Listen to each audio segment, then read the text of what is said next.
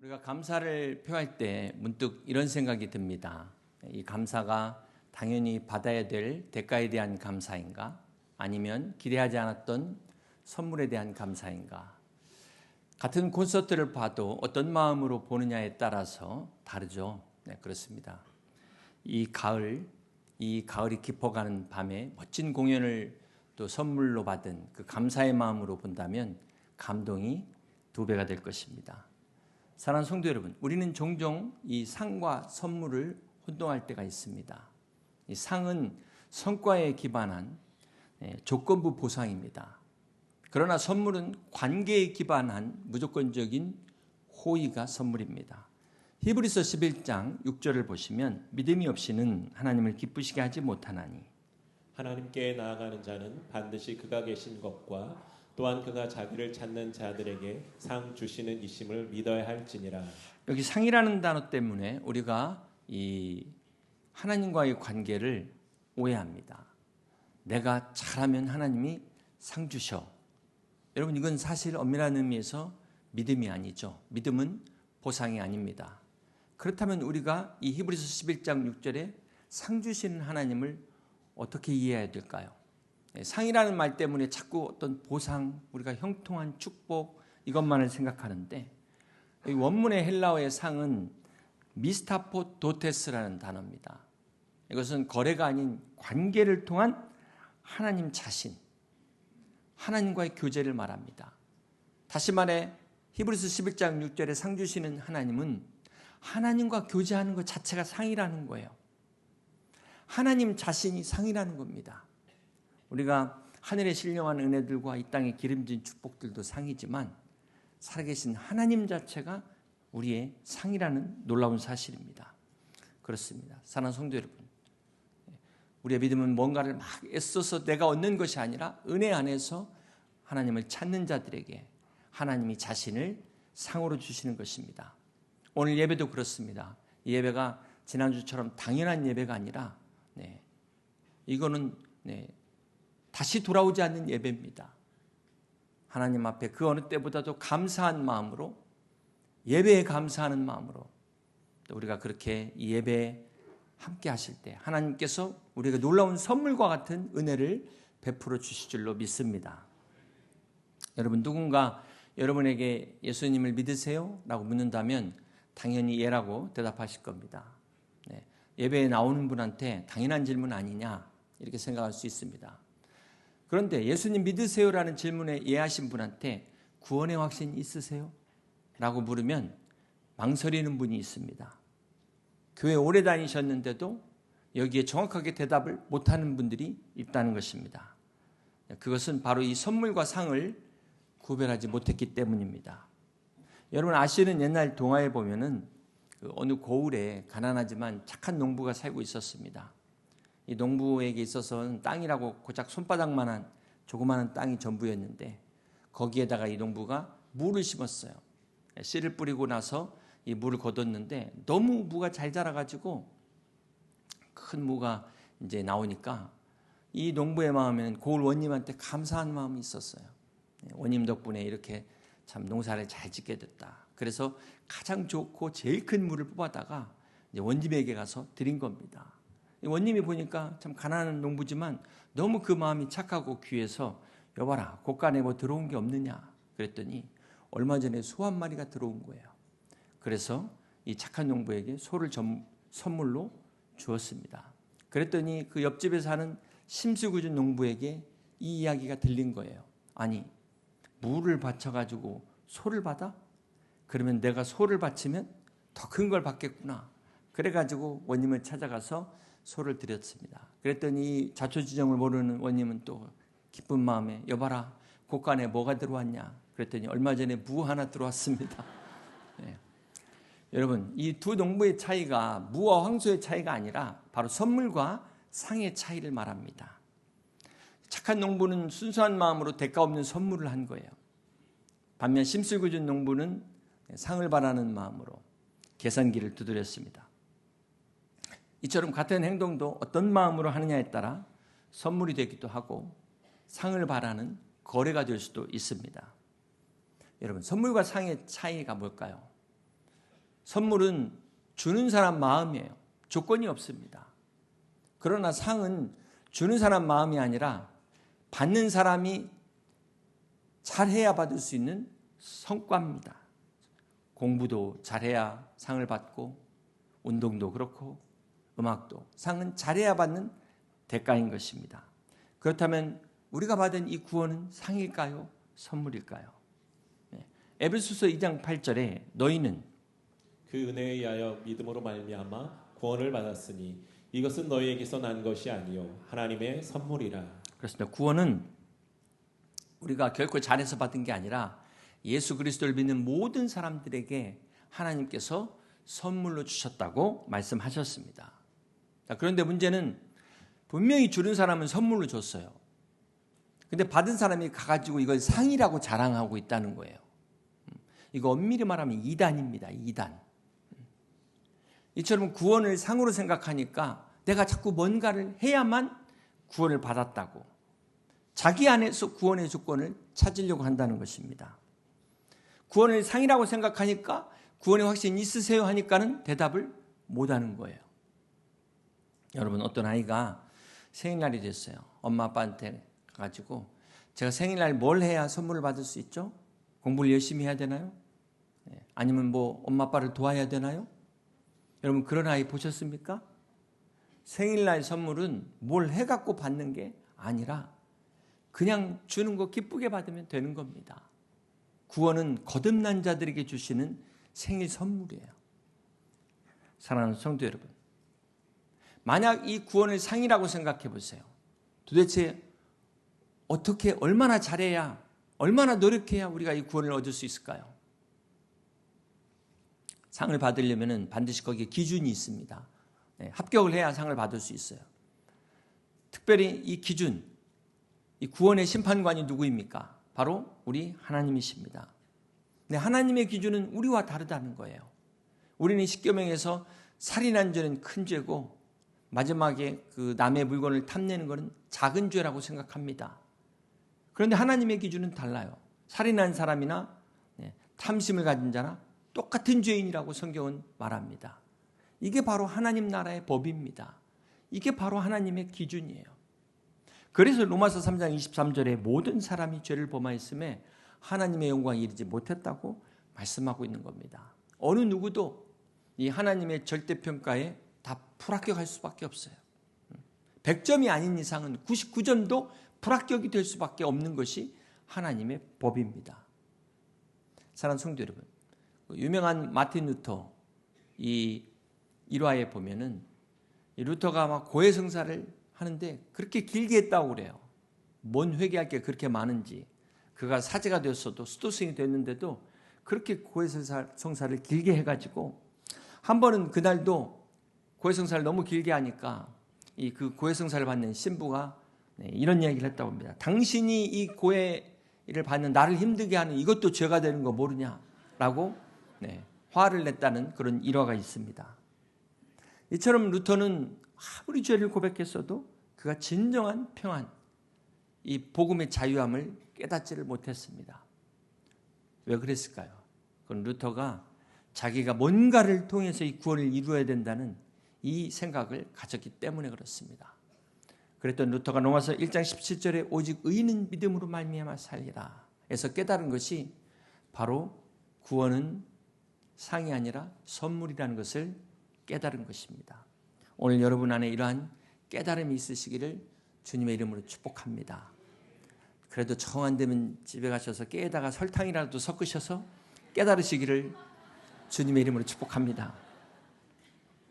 어제 큐티가 역대하 32장이죠. 히스기야가 죽을 병에 걸려가지고 하나님 앞에 기도해서 몇 년? 15년의 생명을 연장받습니다. 내일 죽을 사람인데 15일이 아니에요. 15개월이 아닙니다. 15년을 연장받았어요. 얼마나 기쁠까요? 얼마나 감사할까요? 그런데 여러분 생각해 보세요. 1년도 아니고 15년도 아니고 영생을 준 거예요. 하나님이 영생을. 찔끔찔끔 그때마다 막 간당간당하는 게 주신 게 아니라 백지수표를 주셨어요. 그냥 약속어음을 주신 거예요. 이게 얼마나 놀랍습니까? 근데 문제는 이 실감이 안 나요, 지금. 너무 큰 걸 받아가지고 감이 오지 않는다는 거예요. 네, 구원의 확신은 이 감이 온 겁니다. 15년이 아니라 하나님이 하루하루 그때그때 1년 1년 연장시켜 주는 게 아니라 영생을 한 번에 주신 게 깨달아지는 것. 이걸 우리가 구원의 확신이라고 말합니다. 우리가 어찌 찬양하지 않을 수 있을까요? 우리가 어찌 예배하지 않을 수 있을까요? 그러므로 사랑하는 성도 여러분 만약에 예수님을 믿으세요라고 누가 질문한다면 예라고 대답할 뿐만 아니라 구원의 확신이 있으십니까? 라는 질문에도 예라고 대답하실 수 있기를 주님의 이름으로 축복합니다. 이 시간 하나님께서 믿는 자들에게 주신 이 구원의 선물을 한 분도 빠짐없이 다 받아 누리시기를 주님의 이름으로 축복합니다. 우리가 이런 구원, 영원한 구원을 대가 없이 선물로 받았는데 그렇다면 우리가 어떻게 살아야 될까요? 어떻게 해야 될까요? 무엇을 해야 될까요? 아직도 이 복된 구원의 선물을 받지 못하고 저 세상에서 방황하는 저 영혼들에게 누가 가서 전해야 될까요? 오늘 우리가 가야 되지 않겠습니까? 오늘 보면 고린도전서 1장 18절 말씀입니다. 십자가의 도가 멸망하는 자들에게는 미련한 것이요 구원을 받은 우리에게는 하나님의 능력이라. 세상은 십자가의 복음을 이해할 수 없습니다. 2000년 전에 살았다는 그 한 사람이 십자가에서 죽었다는데 그 사람이 어떻게 나의 죄를 해결할 수 있단 말인가? 어떻게 내가 아무것도 하지 않고 단지 믿기만 하는 것으로 구원받을 수 있단 말인가? 황당하게 들릴 수밖에 없어요. 어떻게 한 번도 본 적이 없는 그 예수라는 사람에게 나의 인생 전부를 걸 수 있단 말인가? 세상의 지혜로는 이성으로는 도저히 깨달을 수 없는 믿기 어려운 어리석고 성경은 미련한 것과 같다고 이야기하고 있습니다. 우리가 솔직히 이런 사람들에게 전도한다는 것이 결코 쉽지 않습니다. 이 말씀대로라면 아무리 우리가 쉽게 설명한다 할지어도 멸망받는 사람들에게는 미련하게 들릴 수밖에 없기 때문입니다. 그런데 반면에 아무리 우리가 전도를 못하고 말을 못한다 할지라도 하나님이 택하신 구원받는 사람에게는 그들은 아멘으로 받는다는 사실을 믿으시기를 바랍니다. 오늘 여러분들도 이 말씀을 아멘으로 받으시기를 주님의 이름으로 축복합니다. 사랑하는 성도 여러분, 어느덧 금년도 VIP 새생명 축제가 이제 돌아오는 토요일 시작됩니다. 우리 교회가 부활절 때 한 해의 결실을 위해서 복음의 씨를 뿌리면서 기도를 시작했는데 드디어 추수의 때가 왔습니다. 이 귀한 영혼의 추수 기간에 주님께서 여러분에게 맡겨주신 그 VIP 전도 대상자 그 한 분을 주님 앞으로 인도할 수 있는 여러분 다 될 수 있기를 주님의 이름으로 축복합니다. 그래서 그분과 함께 이 생명의 기쁨, 영원한 기쁨, 하나님의 구원의 은혜와 하나님의 사랑의 선물을 함께 나눌 수 있는, 전할 수 있는 여러분 되시기를 주님의 이름으로 축복합니다. 사랑하는 성도 여러분, 이 세상의 종교에는 공통점이 있습니다. 대부분의 모든 종교가 이 뭔가 그들 안에 교리가 다 있어요. 수행이라는 걸 통해서, 선행이라는 것을 통해서 극락이라는 것, 우리가 말하는 천국, 뭐 도에 다다른다 이렇게 이야기를 하는데 전부 다 인간이 신을 찾아가는 것입니다. 그런데 우리 기독교는 반대예요. 하나님이 우리에게 찾아오셨습니다. 모든 인간은 죄로 인해 스스로 하나님을 찾을 수가 없어요. 스스로 우리가 구원의 문제를 해결할 수 없는데 바로 하나님이 직접 찾아오신 그 하나님, 하나님의 아들이신 예수 그리스도, 그 예수님을 전하는 것이 바로 우리가 믿는 기독교입니다. 우리 예수님이 이 땅에 오셔서 하신 것이 바로 전도예요. 하나님의 나라의 복음을 우리에게 소개하신 것입니다. 주님이 이 땅에 오신 목적은 그 잃어버린 자를 구원하시기 위하여 이 땅에 오셨습니다. 그리고 그 주님께서 이제 부활하시고 승천하시면서 마지막으로 당부하신 말씀이 우리가 잘 아는 마태복음 28장 19절의 말씀입니다. 그러므로 너희는 가서 모든 민족을 제자로 삼으라고 말씀하셨습니다. 사랑하는 성도 여러분, 이처럼 전도는 우리를 찾아오신 그 하나님, 우리에게 생명을 주신 하나님을 우리가 전하는 겁니다. 이 놀라운 굿뉴스를 우리가 전하는 것입니다. 오늘 본문 고린도전서 1장 22절을 같이 한번 보십니다. 하나님의 지혜에 있어서는 이 세상이 자기 지혜로 하나님을 알지 못하므로 하나님께서 전도에 미련한 것으로 믿는 자들을 구원하시기를 기뻐하셨도다. 여기 전도에 미련한 것이라고 그랬는데요. 이게 전도가 미련하다는 말입니까? 아니면 미련한 방법이라도 전도하라는 말입니까? 이 말씀을 잘못 이해해가지고 어떤 분들은 그냥 상대방 배려하지 않고 무대포식으로 아주 막 그 상대방이 불쾌하게 할 정도로 전도를 하시는 분들이 계세요. 여러분, 전도에 미련한 것이라는 것은 십자가의 복음을 세상이 이해하지 못해서 그랬다는 것이지, 우리 하나님은 인격의 하나님이십니다. 그렇기 때문에 우리가 전도할 때 인격적으로 전도하셔야 돼요. 상대방을 존중하면서 우리가 복음을 전해야 됩니다. 그런데 이 사람이 막 거부했다고 해서 막 마지막에 예수천당 불신종 막 이렇게 나오시면 안 된다는 거예요. 반협박식으로 그렇게 하시면 안 되는 겁니다. 비록 복음의 내용은 미련하게 보일지라도 전하는 우리는 정말 지혜롭게 전해야 되는 것입니다. 자, 그러기 위해서 우리가 먼저 이 전도에 대한 오해가 있어요. 이 오해를 우리가 바로잡아야 됩니다. 첫 번째, 전도는 특별한 사람만 한다. 전도는 목회자들이 하고 선교사들이 하는 것이다. 뭐 이렇게 생각하는 분들이 있습니다. 여러분, 전도는 잘하는 사람이 뭐 따로 있습니까? 전도를 잘하는 사람만 하는 것이 아닙니다. 마가복음 16장 15절에 또 이르시되 너희는 온 천하에 다니며 만민에게 복음을 전파하라. 주님께서 제자들에게, 모든 제자들에게 말씀하셨어요. 말 잘하거나 특별히 잘하는 어떤 한두 명에게 하신 말씀이 아니라는 것입니다. 그렇기 때문에 예수님을 믿는 사람이라면 누구나 다 전도자가 될 수 있는 것입니다. 우리가 예수 그리스도를 믿는 특권을 받았다면 누구나 다 전도해야 될 의무를 함께 갖고 있다는 것을 잊지 말아야 될 것입니다. 혹 여러분 중에 지금까지 단 한 번도 전도해 보신 적이 없으신 분도 있을 줄로 압니다.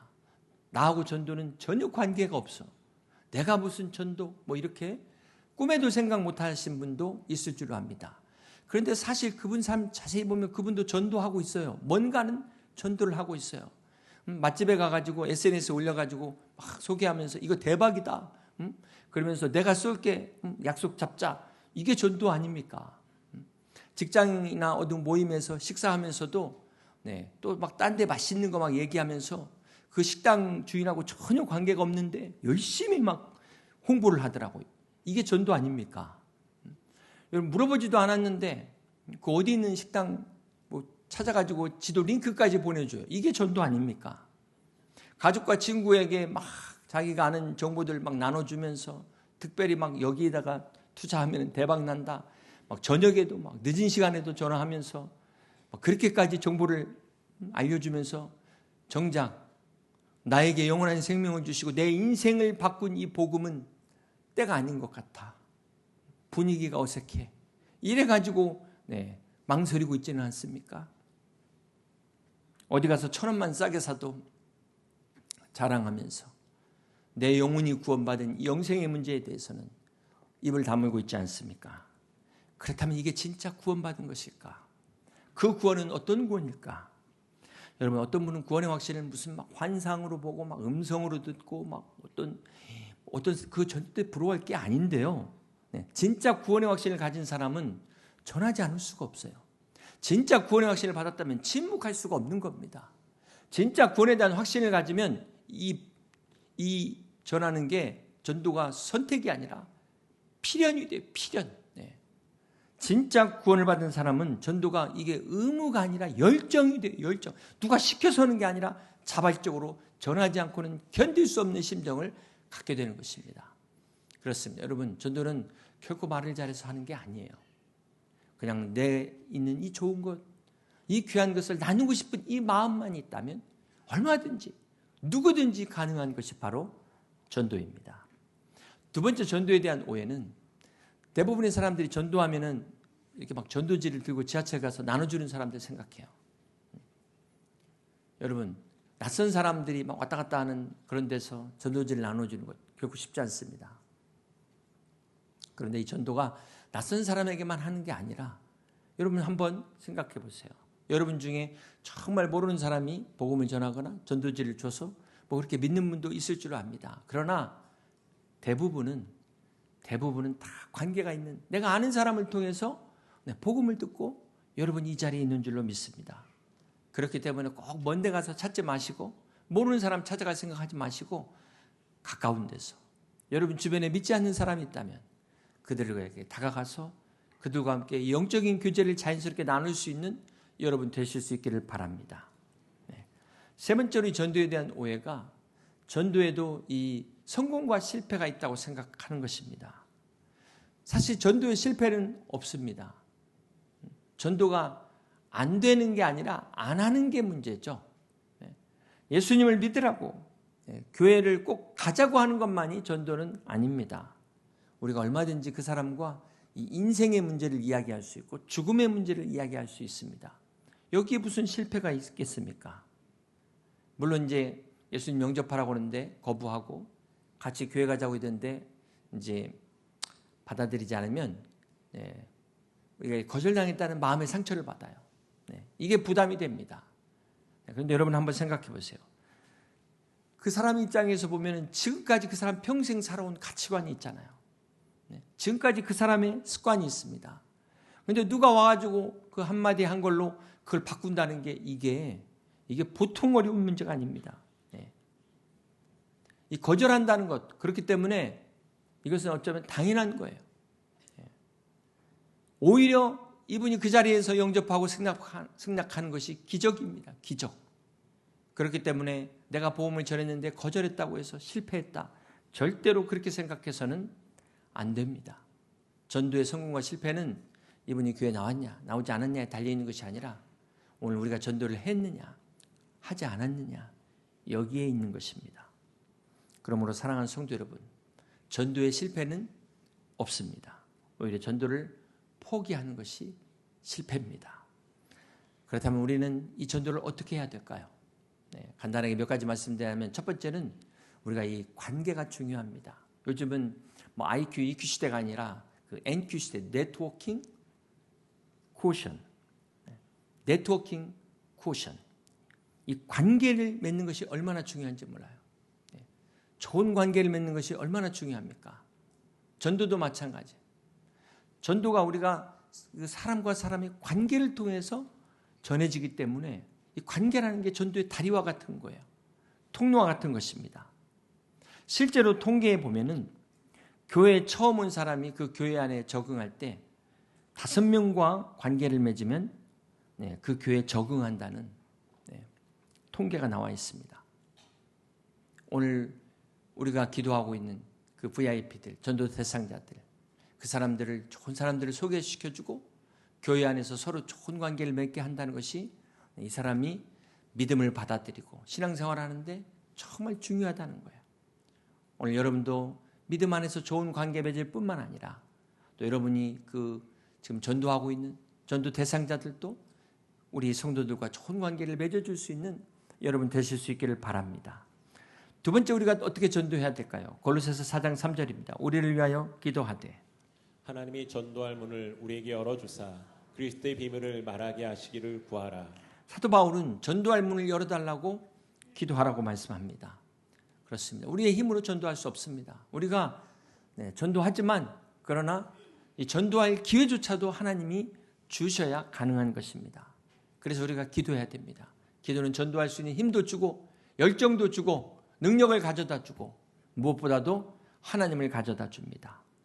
사랑하는 성도 여러분, 오늘 우리의 기도가 우리의 VIP들에게 전도 대상자들에게 하나님을 느낄 수 있도록 하나님을 만날 수 있도록 여러분 함께 같이 기도하시길 바랍니다. 또 서로 기도하시길 바랍니다.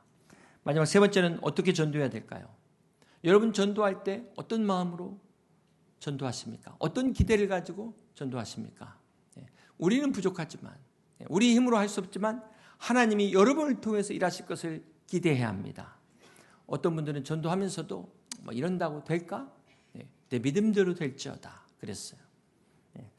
영국의 유명한 스폴전 목사님 일화 중에 이런 이야기가 있습니다. 어느 날 한 젊은 전도자가 스폴전 목사님께 나와서 질문합니다. 목사님, 제가 이해가 되지 않는 게 있는데요. 목사님 설교할 때마다 이 많은 사람들이 믿는 것에 참으로 놀랍습니다. 그런데 제가 전도할 때는 아무도 관심을 갖지 않습니다. 무엇이 문제일까요? 그래서 스폴전 목사님이 물었습니다. 젊은이가 전도할 때 정말 그들이 예수님을 믿을 것이라고 기대하면서 기도합니까? 이렇게 물어보니까 이 젊은이가 솔직하게 그렇지 못하다고 대답을 하는 거예요. 이때 스폴전 목사님이 바로 그것이 당신의 문제입니다 라고 이야기했다고 합니다. 사랑하는 성도 여러분, 우리가 전도할 때 그냥 단순히 전하고 끝나는 것이 아니라 오늘 하나님께서 여러분을 통해서 역사하신 거잖아요.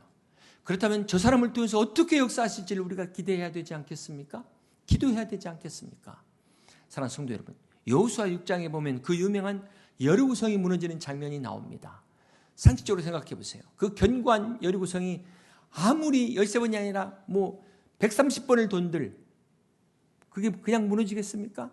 아무리 소리를 지른들 그 견고한 성이 무너질 수 있겠습니까?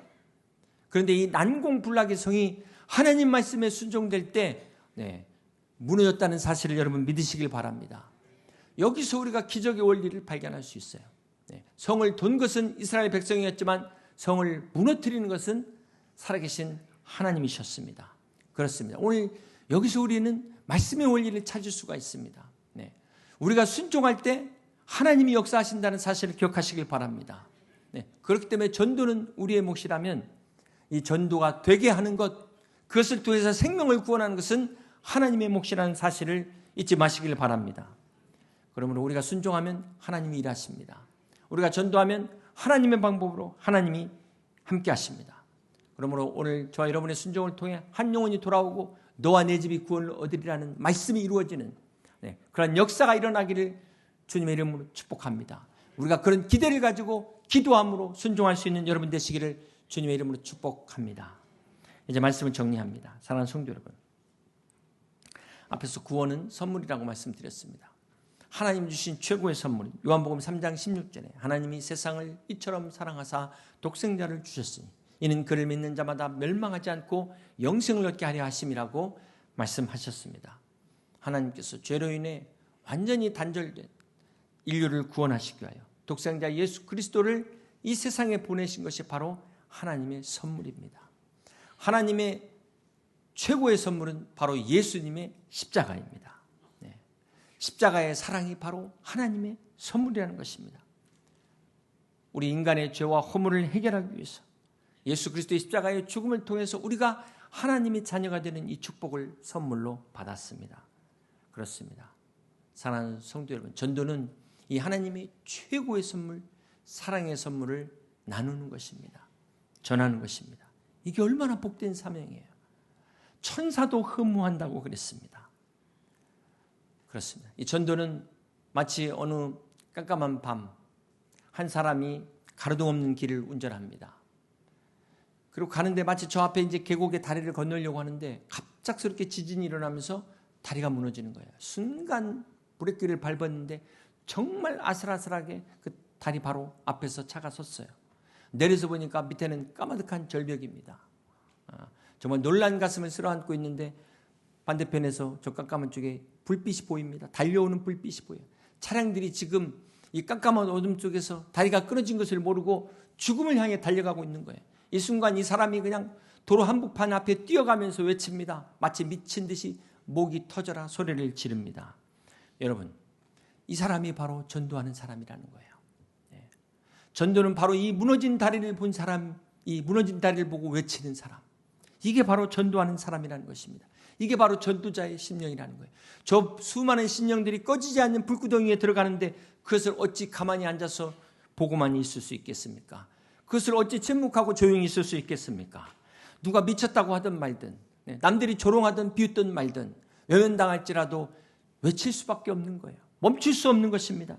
이것이 전도자의 마음인 것입니다. 이것이 복음을 깨달은 사람의 마음입니다.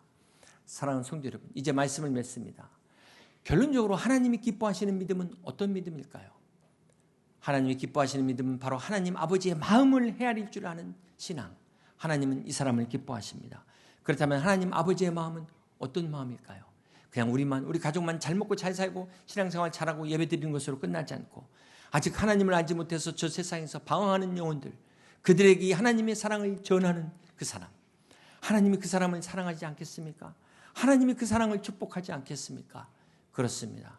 오늘 전도는 목회자만 하는 것이 아니라 나에게 구원을 베풀어 주신 그 은혜에 감사해서 이 사랑을 함께 나누는 것이 전도입니다. 우리에게 베풀어 주신 하나님의 최고의 사랑을 가서 전하는 것입니다.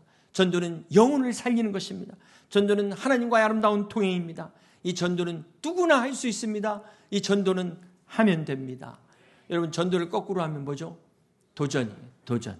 오늘 전도를 한 번도 하지 못하신 분들은 이번 VIP 새생명 축제 기간에 도전해 보시길 바랍니다. 그래서 돌아오는 토요일 VIP 새생명 축제를 통해서 여러분 하나님의 최고의 선물인 사랑을 함께 나누고 경험할 수 있는 복된 우리 여의도 침례교회 모든 성도들 다 되시기를 주님의 이름으로 간절히 축원합니다. 말씀을 생각하시면서 함께 같이 찬양하고 기도하겠습니다.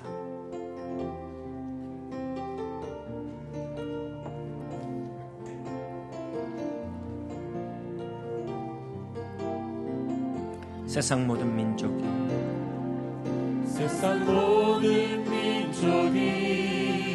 구원을 얻기까지 쉬지 않으시는 하나님, 주의 심장 가지고 우리 이제 일어나 주 따르게 하소서.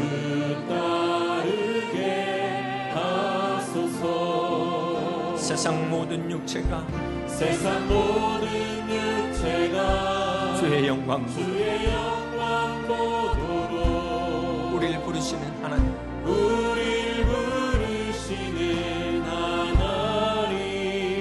주의 손과 발 되어 세상을 치유하며 주 섬기게 하소서. 물이 바다 덮음같이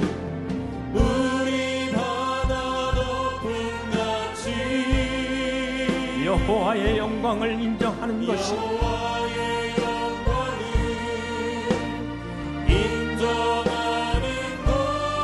온 세상 가득하리라. 물이 바다 덮음같이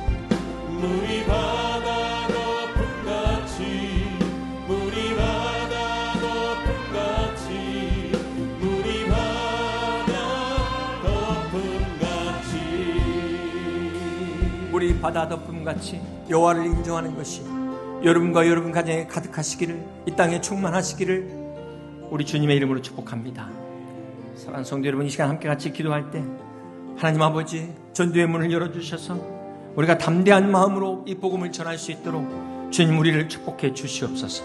이번 VIP 새생명 축제 기간을 통하여 우리에게 맡기신 그 한 영혼을 주님 앞에 인도하게 하셔서 이 세상에 하나님의 사랑, 이 최고의 사랑을 함께 나눌 수 있는 복된 새생명 축제가 되게 하여 주시옵소서.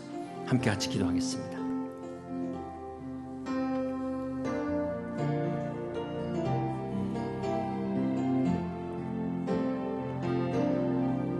세상 모든 민족이 구원을 얻기까지 쉬지 않으신 하나님, 주의 심장 가지고 우리 이제 일어나 주 따르게 하소서. 세상 모든 육체가 주의 영광 보도록 우릴 부르시는 하나님, 주의 손과 발 되어 세상을 치유하며 주 섬기게 하소서. 다 같이 일어나서 물이 바다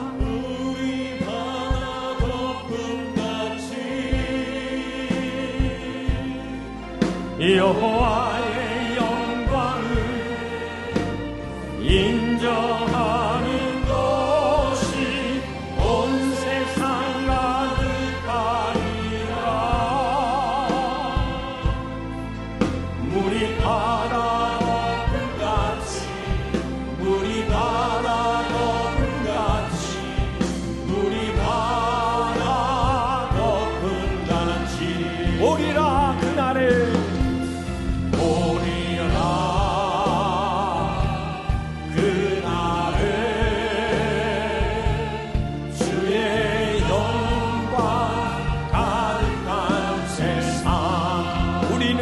되리